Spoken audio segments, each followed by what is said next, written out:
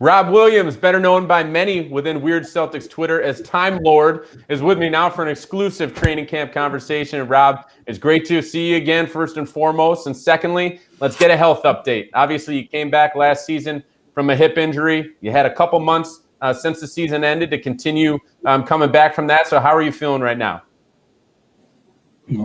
Honestly, feeling great. I've been in touch with our trainers as far as Steve, Phil, reaching out to other specialists about the hip, and we feel like we got a good plan together. We've been taking it slow, but loading up, trying to get me ready for the season. Well, you're healthy, you're entering your third season, and you've got some experience under your belt. What do you envision yourself providing to the team this season? I feel like I'm gonna provide that dog for us. I feel like last season we went out a lot of ways that we shouldn't have went out. I feel like we just weren't strong enough as we needed to be mentally. We had all the physical attributes. I feel like we didn't have that will, to keep driving. So I want to just be able to push my teammates and be able to let them know I'm willing to go into a dogfight with you if this is what we got to do. So let's dive a little bit deeper on that because, last year during the restart and during the postseason, you got your most experience as a pro so far, yet you guys came up a little bit short of where you wanted to get to and getting knocked out in the conference finals.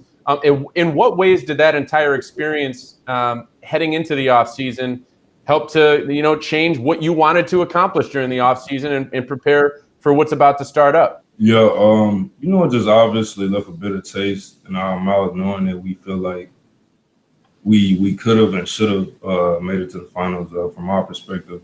But that just goes into the point of, like I said, I feel like when it got to the crunch, some moments, we weren't strong mentally as a whole. We separated a lot. So we just need to build that trust with each other. You got to ride behind your teammates.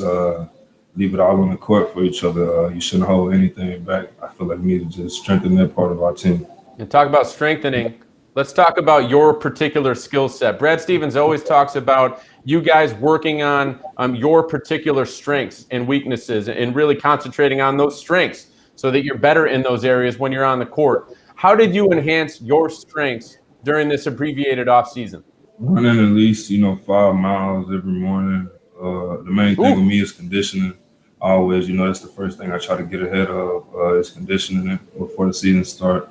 The other things that come, but they want me to focus on being able to read my teammates, being able to play around the rim, be light on my feet, use my attributes.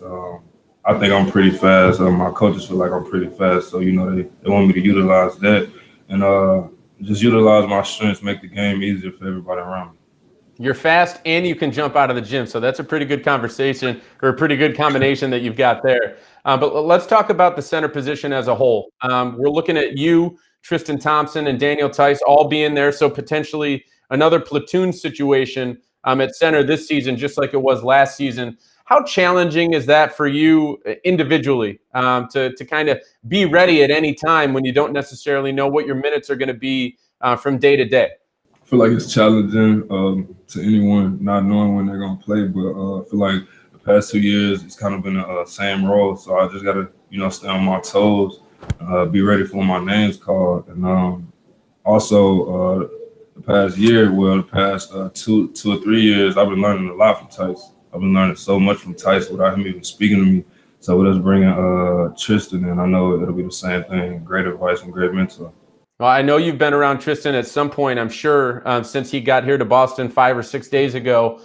What type of conversations have you had with him, or do you plan to have with him to learn from him as well? I know you were under Aaron Baines, you were under Al Horford. We talked about Daniel Tice. Now you got Tristan Thompson, a former champion, who can teach you some things as well. I really look at Tristan as one of those guys where you really don't even have to you don't even have to ask him what to do. If you just watch him, watch how he comes in, watch how he works out, watch how he deals with the coaches, weight room, all of this stuff. You can soak up a lot. All right, and Rob Williams, one last question for you before we let you go. This is your third season. I'd like you to just give me kind of an overview of where you are as a player and a person now heading into your third season as compared to where you were as a rookie heading into your first season. What's the difference? I'm way more team oriented. I'll say when I first I'm a homebody. So when I first got drafted, it was practice, workout, home. I don't want to be around anybody. But I feel like me taking a chance to get to know my teammates outside of the gym to the point where when I come in, we can laugh about stuff off the court and on the court, which will make our bond, way bigger, way stronger. So I feel like I've been stepping up in that aspect, and every other aspect, I'm trying my hardest to step up in. All right. Well, Rob, we're looking forward to seeing you out on the court again this season. It's starting up soon. Preseason games are coming right around the corner, and opening night is December 23rd. So, Rob Williams, we're looking forward to it. We appreciate the time, and we'll see you out there soon. Appreciate it.